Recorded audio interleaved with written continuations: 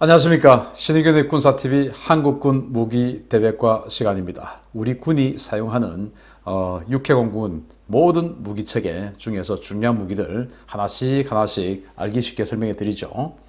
자, 오늘은 우리 한국 해군의 해역함대 1함대, 2함대, 3함대, 즉 기동함대가 아닌 해역함대의 차세대 주력 전투함입니다. 대구급 호위함입니다. 참 잘생겼죠. 제가 우리 한국군이 만든 육해공 전체에서 만든 많은 무기체계 중에서 야, 이건 참 괜찮다라고 호평하는 그런 무기체계 중에 하나입니다. 저는 무기체계 중에서 야, 이거 참 잘 만들었다. 대표적으로 이제 우리 육군의 K9 자주포라든지 이런 거 있죠. 그런데 해군에서는 이 대구급 잘 만들었다라고 생각합니다. 자, 어떤 거냐? 또 몇 척이냐 한번 보겠습니다. 자, 이 대구급은 지금이 최초가 아니고 원래 대구급이 있었어요. 바로 이겁니다. 917번 함인데 2차 대전 때, 2차 대전 말기에 미국이 만들었던 군함이에요. 썸너급이라고 하는데 3,000 뉴턴 정도 되는 그런 소형, 미국 입장에서는 중소형 프리깃이었어요.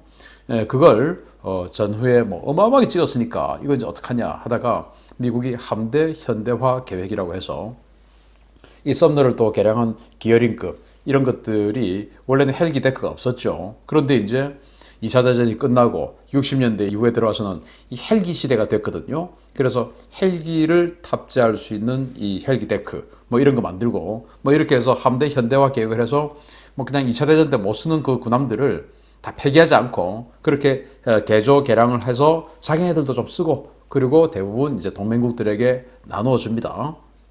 그래서 그때 우리 한국 해군이 썸너급 현대화 개량된 거 썸너급 2척을 가져왔고 그 2척이 바로 이 대구급입니다. 그러니까 대구급 대구함 인천함이에요. 그래서 지금 인천급 대구급 있죠. 그래서 원래는 미 해군에서 그 1944년에 만들었고 72년까지 썼어요. 그리고 이제 그 개조 개량한 거를 우리 한국 해군이 가져와서 73년부터 94년까지 썼으니까 이 배는 총 50년을 사용을 한 겁니다. 그리고 나서는 폐기했습니다. 왜냐? 이때 대구급 또는 이 썸너급 그리고 기어링급 이런 것들을 다 대체하는 울산급 호위함이 나왔죠. 그러니까 이제 이건 다 폐기합니다. 울산급 호위함의 9척 전체 전력화로 인해서. 그런데 이 울산급 호위함은 1981년부터 만들어가지고 이제 90년대 초반까지 이렇게 쭉 만들었는데 이 울산급 호위함은 정말 만들면서 그때부터 시작부터 이제 욕먹었어요. 아무리 이제 우리가 돈이 없고 또 경험이 없다 하더라도 이게 뭐냐? 지금이 무슨 2차 대전 포함 시대냐? 무슨 대항해 시대냐? 포는 왜 이렇게 많냐? 대공교전은 안 하냐? 이때 지금 대공교전 그러니까 1980년대 우리는 이걸 쭉 만들었어요. 그런데 우리가 이 울산함을 만들고 있을 때 일본은 이지스함을 만들고 있었습니다. 공고급. 그러니까 일본 자위대 지금 이지스함 만드는 거 보니까 완전히 그냥 신의 방패라고 하죠. 또 일본은 그 이전부터 이 방공함 개념을 1960년대부터 계속 추구해 왔죠. 그런데 우리가 최초의 군함을 만들면서 대공교전할 수 있는 능력이 하나도 없고 그리고 포는 덕지덕지 이렇게 많고 그리고 헬기 그때 우리도 헬기 있었지 않습니까? 알러때 이래가지고 이제 프랑스 헬기도 있고 다 했는데 아니 헬기는 뒀다 뭐하냐 왜 여기다가 포를 넣어가지고 헬기 착함도 못하게 하냐 소나는 장식이구나 소나 들리지도 않고 이제 이렇게 됐어요. 그래서 이 9척을 완료하자마자 바로 차세대 호위함 계획을 세웁니다. 왜냐? 너무 허접하다는 거 아니까. 그게 바로 이제 FFX 프로그램이에요. 그래서 FFX 프로그램 이제 시작을 하는데 최초의 개념 설계 CG가 바로 이겁니다. 이때까지만 해도 이 개념 설계를 하던 해군들은 정말 제대로 된 사람들이었죠. 그러다가 이제 1차 기본 설계안이 나왔어요. 그래서 이제 이 FFX를 한 20여 척 하는데 그러면은 이거를 배치 1, 배치 2, 배치 3 이렇게 나누어서 할까? 아니면 통으로 다 가냐? 20여 척을 다 하면은 한 10여 년 이상 걸릴 텐데 최소 20년 가까이 걸릴 텐데 이거를 하나의 시리즈로 가는 건 무리가 있다. 왜? 세월이 자꾸 바뀌니까. 그래서 배치 1, 2, 3로 가자. 자, 그러면서 이때 KDDX라는 사업을 추진하고 있었어요. KDX2 1, 2 그러니까 KDX2 이후에 KDDX라고 하는 국산 구축함을 만들자. 완전 국산 전함을 만들어보자. 라고 했었죠. 이때는 이제 이 이지스함, 그러니까 KDX3 배치 2, 지금 이제 이지스함 세척 건조하고 있는 거, 이 사업은 계획이 없었어요. 그래서 KDDX를 하는데, 아니, 야, 이 FFX, 이 조그만 게, 이게 뭐 방공 능력이나 대공 능력 이런 게 너무 좋으면 KDDX 사업 못 갈 거 아니냐. 사업 이거. 그래서 뭐 좀 억제시켜라. 성능 너무 좋으면 안 돼. 이렇게 된 겁니다. 제가 그 의사결정을 했던 당시 최고 수뇌부들 누군지 다 아는데 정말 참 나쁘죠. 그렇게 해서 1차 설계안은 이렇게 나왔는데, 야, 이것도 뭐 공간이 좀 있잖아. 이러면은 이거 6척 가야 되는데 이 6척 나중에 개량해서 쓰자. 그래갖고 KDDX 못 가면 어떡하냐. 아예 개량 소액 없이 만들어. 해서 이 따위가 나온 겁니다. 그게 바로 인천급이죠. 제가 이때 이제 시위도 하고, 그러면서 해군기획관리참모부에서 현대중공업에, 그럼 도대체 이거 왜 안 되냐 해서, 기획관리참모부에서도 그 장교가 내려오고, 그리고 이제 현대중공업에 갔어요. 현대중공업 당시 설계 담당자가 저한테 그러더만요. 우리는 이렇게 컴팩트하게 만드는 게 실력입니다.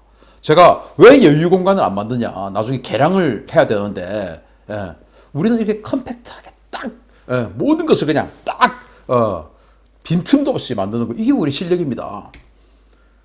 아니, 이러지 말고 좀 공간 좀 만드세요 하니까, 아니, 우리는요, 해군에서 만들어준 설계도대로 하는 거지, 우리한테 말을 하지 마세요. 그러니까 이제 해군기획관리참모부에서 내려온 장교는 점점점 하고 있는 겁니다. 왜 안 합니까? 하니까, 뭐, 배치 2에서는 하고. 아니, 배치 2에서는 할 건데 왜 지금부터 안 하냐. 자기네들 이미 배치 2에서는 이 비덱 해가지고 여기에 VLS 올리고 할 거를 다 계획을 하고 있었어요. 그때 이미. 그런데 그때는 하고 지금은 6척은 그냥 가고 테스트 좀 해봐야 되니까. 아니, 빈 공간 만들어 놓고 그냥 테스트하면 되지. 굳이 공간 없이 이렇게 완전 가분수처럼 앞 대가리 다 잘라가지고 이렇게 만드는 거 이렇게 왜 하냐 하니까 그냥 점점점. 나쁜 놈들이죠. 자, 그렇게 해서 맹비난 속에 6척으로 끝난 인천급입니다. 야, 이거 또 북한용이냐? 돈 3천억 원 들여가지고 뭐냐 이게? 저게 스텔스냐? 지금 전 세계는 싱가포르의 포미더블 뭐 이런 거 보면은 덩치 비슷한데 그 완전 스텔스에 끝내주는데 이게 뭐냐? 외국사례 공부 안 해? 개량은 안 할 거냐? 왜 공간이 하나도 없어? 앞에 이게 뭐냐? 앞에 대가리 다 잘라가지고 이렇게 짧게 만들어서 나중에 여기다가 미사일 좀 갖다 심고 하려는 공간 왜 없앴어? 원래 CGA 그리고 1차 설계안에 있었잖아. 그거 왜 없앤 거야? 비난이 마구마구 쏟아집니다. 그래서 이제 뭐 어쨌든 이거 그 비난 때문에 6척으로 줄인 건 아니고 원래 이거 6척 하기로 한 겁니다. 그래서 척다운 3천억 원, 1조 8천억 원 시원하게 말아 드셨습니다. 해군이. 저는 방산비리 그러는데 방산비리 해가지고 뭐 돈 5천만 원 받고 2천만 원 받고 뭐 와이프 그냥 뭐 법인카드 하게 해주고 그 방산업체 취직시켜주고 이런 비리보다 저는 이런 비리가 더 나쁘다고 생각해요. 돈 안 받아먹고 그렇지만 국가 예산 1조 8천억 시원하게 말아먹고 그렇지 않습니까?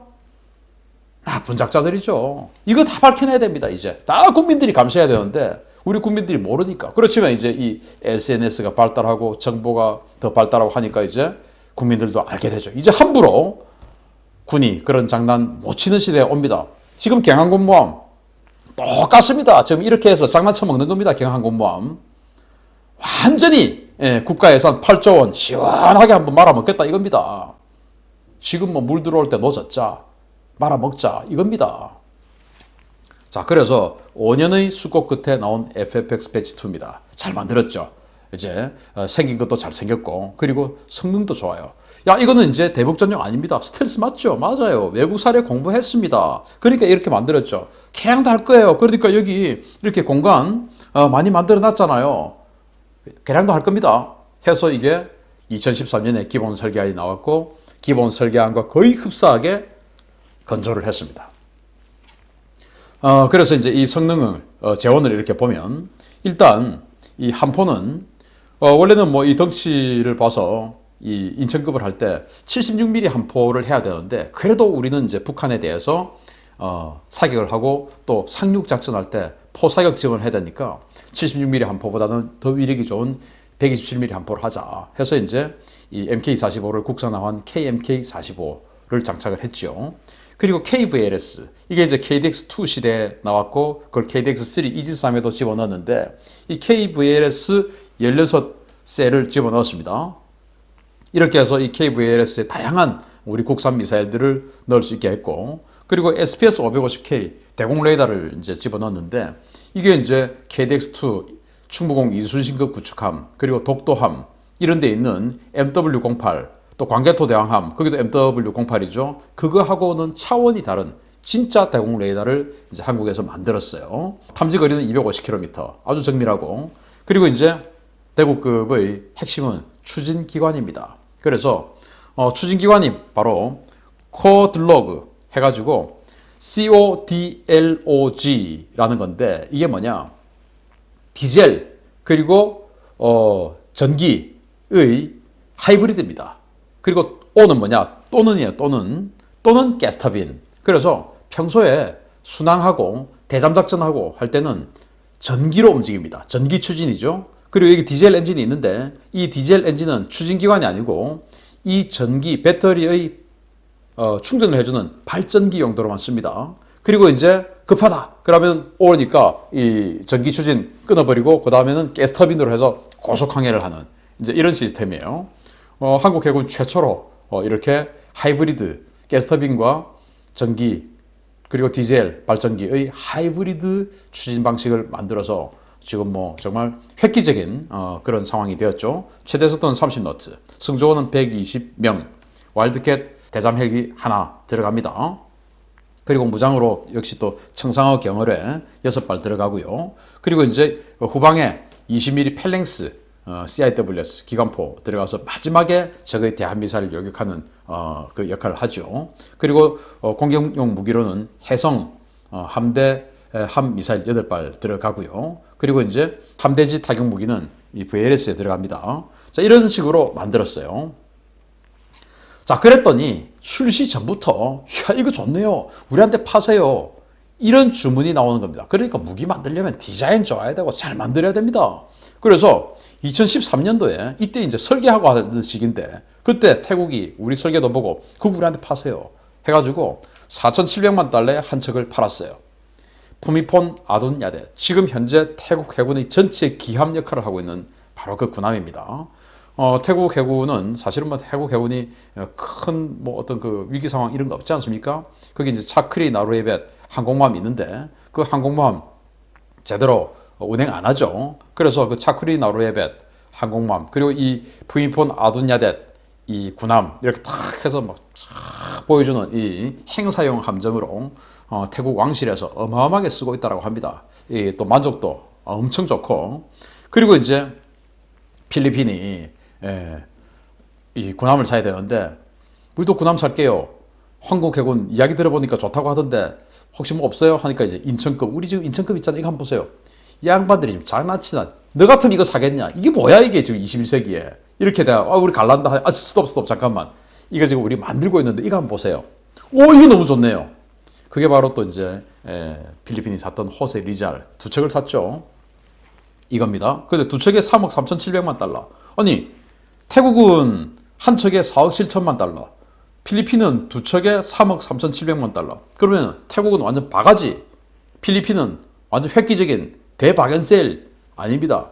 태국은 옵션이 아주 좋아요. 필리핀은 완전 깡통입니다. 돈이 없어가지고 필리핀은 함대함 미사일도 없습니다. 그래서 이 돈 지금 만들어가지고 21년 가을에 함대함, 우리 해성 함대함 미사일 갖다 붙이고, 그리고 VLS 수직 발사관 없어요.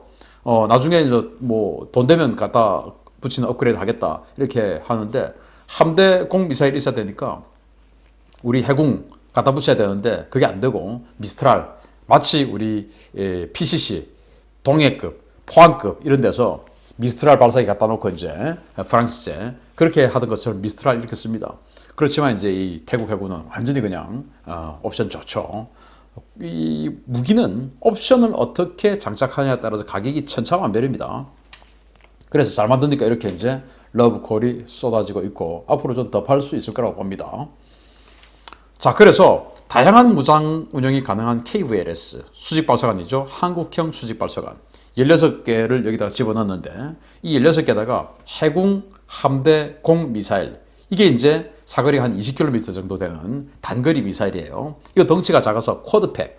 이 KVLS 하나의 구멍에 해군 함대공 미사일은 4발을 집어넣습니다. 자, 이렇게 해서 이제 한 16발 집어넣고 그리고 현무3 사거리 한 1500km 날아가는 함대지 미사일이죠. 그리고 해룡 사거리 한 250km 날아가는 전술 함대지 미사일이죠. 이거 또 몇 발 집어넣고 그리고 이제 홍상어 대잠 미사일 로켓으로 쫙 날아가가지고 적 잠수함이 있다라고 하는 곳에 딱 입수를 해서 이제 거기서부터 잠수함을 찾아서 공격하는 이제 이 군함이 직접 안 가도 되는 그게 바로 이제 미국의 아스락이고 우리는 홍상어를 그렇게 해서 따로 만들었죠. 이제 이렇게 해서 KVLS 들어갑니다. 나중에는 이제 MSAM 지금 만들고 다 만들었죠. 그 MSAM 사거리 한 100km 이렇게 해서 여기다가 쿼드팩이 아니고 해공 4발이 아니고 MSAM 1발 이제 그걸 이제 해상형으로 만들어서 또 그렇게도 쓴다고 합니다. 자, 차원이 다르게 강력해진 대잠 능력이에요. 우리 한국 해군의 그동안의 군함들을 보면 KDX 이제 1 광개토 대왕함이죠. KDX2 충무공 이순신급 6척 그리고 KDX3 세종대왕함 이지삼 이거 3척. 자, 이렇게 군함들을 만들었는데 물 위에 있는 이 성능들은 물론 대공 레이더는 완전히 그냥 깡통이지만 이지삼에 들어와서 이제 좋지만 무장 펀치는 좋아요. 펀치는. 그런데 실제 군함의 최고 적은 누구냐? 잠수함 아닙니까? 그걸 이제 2010년도 천안함이 침몰하면서 잠수함에 대해서 이야 이 잠수함 진짜 무서운 거구나 해가지고 그때 이제 이 인천함 이런 거 만들 때 잠수함 무섭잖아. 좋은 거 집어넣어 쏘나.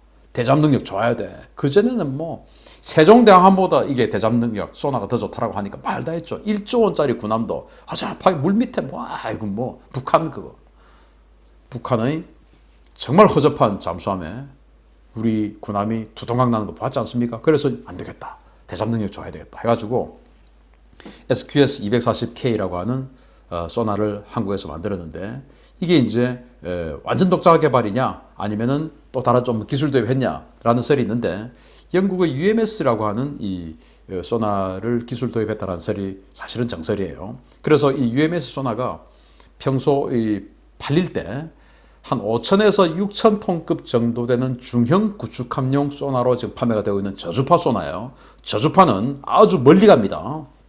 멀리 가요. 그래서 그런데 여기는 지금 3,000톤급 아닙니까? 그런데 3,000톤급에 6,000톤급 정도의 소나를 갖다 붙였으니 얼마나 좋습니까?